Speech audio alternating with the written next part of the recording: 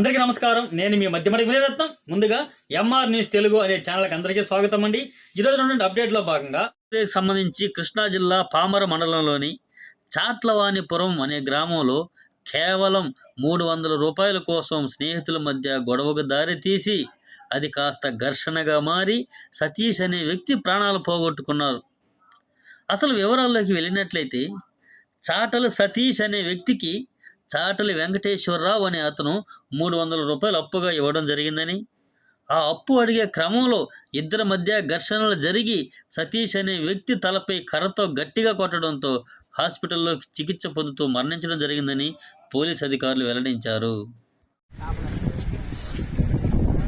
20/12/2024 సాయంత్రం సుమారు 7:30 గంటల సమయంలో పామర మండలం చాట్లవానిపురానికి చెందినటువంటి చాట్ల సతీష్ అనే అతనికి చాట్ల వెంకటేశ్వర అనే అతను ఒక 300 రూపాయలు ఇవ్వాల్సి వచ్చి దాని మీద ఇరువురు గొడవ పడడం జరిగింది. ఆ గొడవలో భాగంగా వెంకటేశ్వరరావు ఈ సతీష్ తల మీద కర్రతో కొట్టడం జరిగింది. తర్వాత సతీష్ని హాస్పిటల్ తీసుకుని జాయిన్ చేయగా అతడు ట్రీట్మెంట్ పొందుతూ 25వ తారీఖు రాత్రి చనిపోవడం జరిగింది. దాని మీద కేసు నమోదు చేయడం జరిగింది. చనిపోయిన తర్వాత కేసు కల్పబుల్ హోమ్సైడ్గా ఆల్టర్ చేసి దానిలో భాగంగా ఇన్వెస్టిగేషన్ చేయడం జరుగుతూ ఉంది. ఈరోజు ఇక్కడ సీన్ ఆఫ్ ఎఫెన్స్ అది విజిట్ చేయడం జరిగింది. అలాగే విట్నెస్లను కూడా అలాగే ఎగ్జామ్ చేయడం జరిగింది.